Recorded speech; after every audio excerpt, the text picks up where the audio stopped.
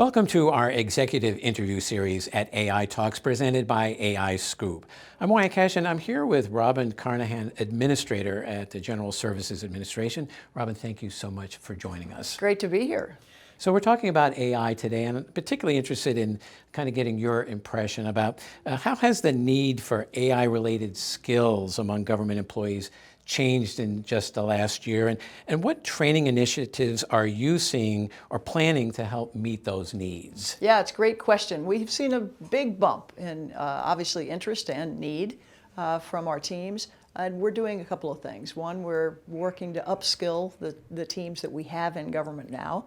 We're doing that through new training programs. We teamed up with Harvard University and have trained so far about 5,000 people across government with these things, free to government folks to be able to do them. I've done them myself. They're fantastic. But they really are opening people's minds about what's possible, because part of it's about technology, but the other part is about our business and how do we actually just streamline our business operations through the use of these new generative AI tools. The other piece is we're hiring. And we've seen a big bump in hiring across all of our technology services, whether that's the Presidential Innovation Fellows, TTS, the Technology Transformation Service, or our relatively new U.S. Digital Corps. We put a call out a couple of months ago for AI talent to come in to the Digital Corps, and we had 2,500 applicants for, I don't know, a few dozen slots. So it's really exciting. There are lots of folks who are in the technology field who want to do public service, and it's our job to make it easy for them to find pathways into the government. So we're working at that. That's impressive to hear. And then looking forward, what are your predictions or plans or expectations for the role of AI in government services in the coming year? And how do you foresee that evolving from its current state?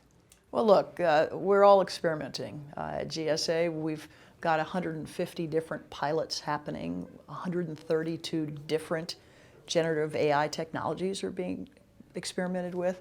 And so that's pretty exciting. So what we're hoping to do is get with our colleagues across government, find out what some of the common patterns and common needs are, and see if we can build tools that are reusable and scalable so that we don't have to reinvent the wheel every time at every agency. That's the smart play for us at GSA. It's good for taxpayers. It's good for the people we serve.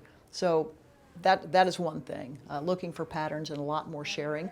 It's going to be important to share data as well, and that's not always something that has been easy in government, but for these models to be able to make sure they're serving the people well, we need to be able to have that cross-agency and act like we're one government. We need to do more of that.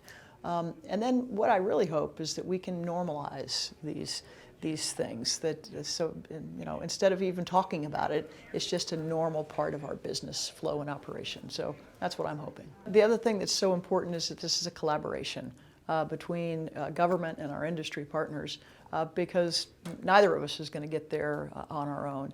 It's important that we not only deliver for the public in seamless, secure services that they expect, but also do that in a way that's aligned with our values. And those values are around security, right? To make sure our privacy is protected and that these systems are secure and that our national security is protected. They also have to be accessible, because it's government's job to serve everyone, not just some customers. We serve everyone. And to be able to have that embedded in the tools that we use is going to be really important. And the third is that it really is something that is responsible. And what I mean by that is that it's not just ethical and legal, those are fundamental, but it has to build trust. And the way you build trust is by having transparency and accountability about where the data comes from, how data is used, how we've trained the models. And so having those values sort of drive everything we do is what's going to help us get through the uncertainty and the sort of change that's ahead of us in all of it. And I'm optimistic that we can do that. Well, Robin Carnahan, thank you so much for taking a few minutes to share your perspective with us here at AI Talks. All right, great to be here.